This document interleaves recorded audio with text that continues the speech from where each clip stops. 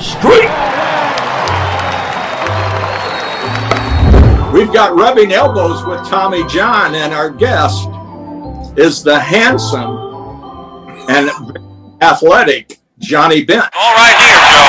There it is. High fly ball, left field. Foster's got a shot. They're tagging up at third. Here comes the throw. It is in time. Doyle is out. Foster to bench. I grew up in a small town of 661 people, Binger, just like finger with a B, Binger, Oklahoma. Now, wasn't that close to where Mantle grew up? No. It was actually we were southwest Oklahoma City. He was almost all the way up to the Missouri border. He was the Commerce Comet.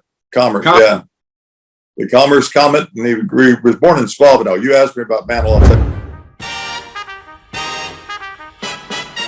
Mickey Mantle was the greatest switch hitter the game's ever seen. He was a powerful hitter. He could hit for average, and he was impossible to pitch to because you couldn't bring anybody in, lefty or righty, because he was equally powerful from both sides of the plate. Mickey Mantle was born on October 20th, 1931, in Spavanaugh, Oklahoma. Trained by his father at a young age to bat from both sides of the plate, Mickey became a deadly hitter in high school. When Mickey was growing up, his dad after work would take him out to the field, and his dad would pitch right-handed when Mickey hit left-handed. And then they'd bring in his grandfather, who would pitch left-handed, and Mickey would bat right-handed. So he got to see the left-hander and the right-hander, turned into a pretty good switch hitter. My dad, he always wanted me to be a switch hitter. He would work in the mines all day, and then he'd come home at night and take tennis balls and stand me out by the garage and pitch to me till dark.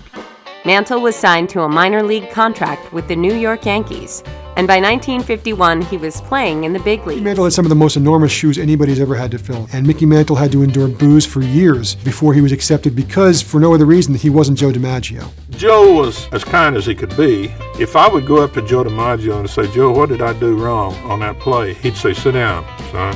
And then he would tell me exactly what I did wrong. Over the next 18 years, the Mick, as he was called, became one of the biggest stars and the highest paid player in baseball. Every time Mantle stepped to the bat, the pitcher and everybody on the opposing team was afraid that a home run was coming. Despite numerous injuries, Mantle dominated the major leagues. He hit 536 home runs, winning baseball's Triple Crown and 3 MVP awards, and led the Yankees to 7 World Series championships. One of the things that people sometimes don't understand about Mantle is that he was one of the most beloved teammates ever. He would be in the lineup every day regardless of what was bothering him. He stayed in the lineup, and his teammates loved him for that.